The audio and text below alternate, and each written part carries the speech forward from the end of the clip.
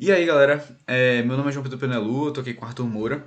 A gente está para apresentar, falar um pouco mais sobre os materiais para aterramento elétrico. A gente construiu um artigo no modelo 3E para a tecnologia dos materiais, uma matéria do curso de Engenharia Elétrica da UFBA. Nós temos um semestre letivo suplementar, essa apresentação deve ser feita no dia 15/12/2020. E nós iremos enviar para o YouTube para que seja apresentado para a turma. A partir de agora a gente vai dar prosseguimento a ela e falar um pouco mais sobre esses materiais para o aterramento elétrico. Sobre como é que eles funcionam, como é que se dá essa relação entre materiais e o aterramento elétrico, né? A condutividade e todos os afins, que a gente também estudou na disciplina de tecnologias dos materiais. Os tópicos que a gente vai conversar aqui hoje, né? A gente vai falar um pouco sobre como a Terra funciona, como esse receptor de cargas, sobre o sistema de aterramento em si, o que é ele, onde é que ele veio, como é que funciona tudo isso. Sobre sistemas aterrados e não aterrados, qual a diferença, por que existem os dois e por que não são todos aterrados ou não aterrados, por que existe essa diferença. Sobre a estrutura do sistema de aterramento, como é que ele se dá na prática, então a gente vai ver um exemplo da baixa tensão e como é que ele se comporta. A gente vai falar um pouco sobre os riscos do choque elétrico, sobre quais materiais usar, ou, enfim, em quais circunstâncias. Então a gente vai falar sobre os principais, né, que são o cobre maciço, o aço copper weld e o aço inoxidável, e também sobre o aço carbono zincado, que é uma outra forma de material. E é isso que a gente vai ver por hoje. É... Tá. Fala um pouco sobre a Terra, né? A Terra ela atua como um grande receptor de cargas mesmo. O planeta é muito grande e a gente sabe que mesmo se, tudo bem, uma hora poderia acabar, né? Seria um recurso escasso, mas não é assim que acontece. O nosso planeta, ele embora seja limitado, os fatores externos, como o próprio Sol ou com as interações que acontecem magnéticas entre a Terra e os planetas, geram essa troca de cargas e faz com que a Terra hoje esteja propensa a ter cargas negativas. De acordo com o que a gente pensa, né? Cargas positivas e negativas, que foi uma mera convenção, mas de acordo com essa convenção, a Terra teria cargas negativas. Então, ela faz com que seja um grande receptor dessas cargas. E a gente usa ela como referencial nulo, né, nos sistemas. Então, por isso que é o ideal, né, a gente conectar os aparelhos à Terra, para a gente ter esse referencial. Né? Afinal de contas, a diferença de potencial é só uma diferença. Então, a diferença em relação a quê? No caso, em relação à Terra. Enfim, para que isso aconteça tudo, né, a gente precisa de materiais que façam com que essa troca de cargas aconteça. Esses materiais são providos de uma característica muito interessante chamada o mar de elétrons livres. Né? A gente pode pensar em como se fosse um grande mar de elétrons livres. Porque a energia de Fermi ela é tão próxima da camada mais externa que é como se os elétrons estivessem fora dela e eles pudessem estar soltos ali e eles fossem mais fluidos nesse sentido. Né? E tudo isso proporciona um fluxo de elétrons mais tranquilo, mais direto. E faz com que ocorra o fenômeno da corrente elétrica. Então tá. Mas em decorrência dessas possibilidades que a gente tem, tanto da Terra quanto dos nossos materiais, que nós definimos um componente elétrico chamado sistema de aterramento. Para que serve o sistema de aterramento? Todos os nossos materiais, eles rodam corrente elétrica neles, né? Todos os nossos aparelhos eletrodomésticos. E essa corrente elétrica, ela é perigosa. Ela não pode chegar nos seres humanos. Então, ao invés de a gente deixar ela desprotegida, nós fazemos o percurso desse eletrodoméstico para o chão, para a terra, de forma que a corrente que sai dele vá direto para a terra e seja difundida lá. Dessa forma, a gente não apresenta perigo a nenhuma pessoa, a nenhum aparelho, né, de ter uma fuga de corrente, uma sobrecarga, e essa sobrecarga venha prejudicar alguém.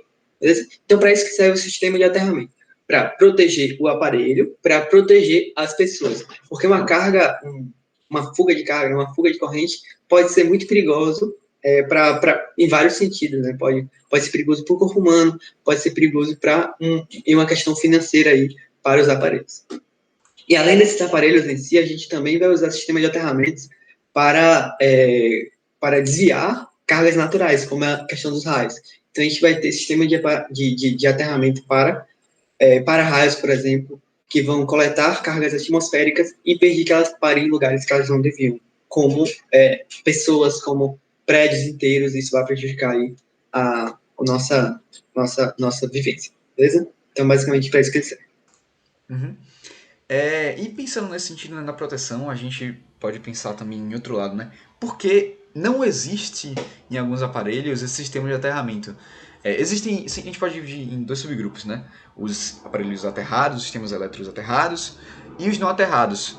Os aterrados, eles realmente têm essa proteção a mais, né? Isso é muito bom em todos os sentidos. Afinal de contas, um choque elétrico pode fazer com que o ser humano morra em segundos, se ele passar do coração e causar algum problema ali. Mas os sistemas não aterrados, eles existem por conta de alguns fatores, né? Então, eu não posso, por exemplo, carregar meu celular para lá para cá com um fio terra nele no chão. Não posso, né? Isso é impossível. Então, de certa forma, a gente acaba correndo esse risco dessas cargas soltas e a gente levar esse choque em alguns aparelhos. Mas, na maioria das vezes, eles devem ser aterrados, sim. Eles trazem essa proteção a mais e é muito importante. Alguns sistemas não aterrados, com de baixa tensão, podem haver alguns truques para que haja essa melhor equidade das cargas, como por exemplo o barramento de equipotentialização, o BEP, que faz com que todas as cargas estejam ali e tenham um referencial, assim como a Terra. E vai até o sistema da concessionária, no caso. Tá, mas bora ver um exemplo de como é que isso funciona, né? No sistema de baixa tensão. Como é que há esse aterramento? Nessa imagem daí a gente tem como ver que existem várias formas do aterramento atuar. Primeiro a gente vê aqui no canto esquerdo, quando, por exemplo, pode haver uma descarga atmosférica nos fios de alta tensão, que vão para a subestação de energia. Essa subestação ela tem que estar protegida para que não haja nenhuma sobrecarga, né? Então ela tem que estar aterrada. Então aterramento na subestação para proteger contra descargas atmosféricas na rede. Descargas atmosféricas em outros lugares. Em um prédio. Então tem um sistema de proteção contra descargas atmosféricas, o SPDA, nos prédios. Em outros lugares, vamos pensar também. No padrão de entrada também tem o aterramento. Isso é importante também para a concessionária ter essa noção do potencial zero, né, da Terra. Em outros lugares pode ter também? Pode ter também. Esse aterramento pode estar contido em sistemas mais longos, quando, por exemplo, há um choque na Terra e tem a fiação pela Terra. Pode ser que esse sistema tenha uma sobrecarga, então tem que ter aterramento que segure essa disputa para que não haja nenhum problema mais grave. Também a gente tem como ter em equipamentos específicos, então alguns equipamentos que possam vir a liberar cargas por algum problema específico ao seu redor, por exemplo, o gabinete de computador, pode ser que ele libere cargas, então ele tem que ser aterrado especificamente. Ou alguma máquina da indústria tem que ser aterrada especificamente, então tem que ter esse aterramento. Esse daí é o geral. Como eu falei, né, tem os riscos do corpo humano, principalmente o coração. O coração ele é algo muito sensível e ele acaba sofrendo muito com isso, né? Então a gente tem os ataques cardíacos podem ser muitos são provocados por essa descarga elétrica, que é muito pequena a corrente, mas gera um estrago muito grande. E a gente vai falar agora sobre realmente esses materiais condutores, né? Sobre como é que eles funcionam no aterramento e quais a gente deve usar, né? Quais são os mais difundidos. Certo. O primeiro material que a gente vai falar é o cobre, que é o mais famosinho aí, principalmente no bom senso, né, no senso comum do pessoal. Por que ele é famoso? Ele tem um nome e ele é realmente, ele faz jus ao nome dele, né? É um material que tá com o contexto de engenharia elétrica desde os princípios, desde dos inícios dos projetos, porque ele é um condutor extremamente bom, certo? Ele, além de ele ser um excelente condutor, né, que vai dar ele essa capacidade de transportar corrente elétrica de uma forma eficiente, ele vai trazer para o sistema de aterramento essa propriedade, vai dar muita segurança para ele, com algumas outras, como por exemplo, ele também é um material muito maleável, né? Ele vai facilitar aí o processo de trabalho o processo de organização desse material no sistema. Ele é um material que ele tem uma condutividade térmica muito acentuada, né? Ele tem uma condutividade térmica muito conectada ali com os propósitos do sistema de aterramento. E além disso tudo, né? Isso tudo unido com o fato dele conduzir muito bem corrente elétrica vai garantir que ele leve corrente de um ponto A, certo, até um ponto B, que é basicamente todo o conceito aí de corrente, de sistema de aterramento. É você trazer essa corrente de um lugar que ela não está segura, que ela pode vazar para algum lugar, para o chão, para a terra, que é onde ela vai ficar segura. Além disso, né, além da gente tratar o cobre como sendo um material realmente, de fato, muito bem difundido, muito bem aplicado no sistema de aterramento, ele também ele tem várias configurações, né, capazes diferentes, ou seja, ele é muito volátil em termos de aplicações. Isso está muito bem explicitado na norma 16254, que é a norma NBR de aterramentos, de materiais de aterramento. E nessa norma a gente vai ver como ele pode ser aplicado tanto como placa, como haste, inclusive, como condutores, como todo o processo ali, ele está disponível em várias formas diferentes, como malha também, né? E é essa volatilidade que garante, mais uma vez, aí, esse título de famoso para ele. No entanto, o cobre ele vai ter alguns defeitos, obviamente, né? E esses defeitos vão ficar acentuados quando a gente mostrar o próximo material, que é o... Vou passar? O aço copper weld. O aço copper weld é uma alternativa, em muitos sentidos, certo? Ao próprio cobre. Por quê? Porque ele vai ter...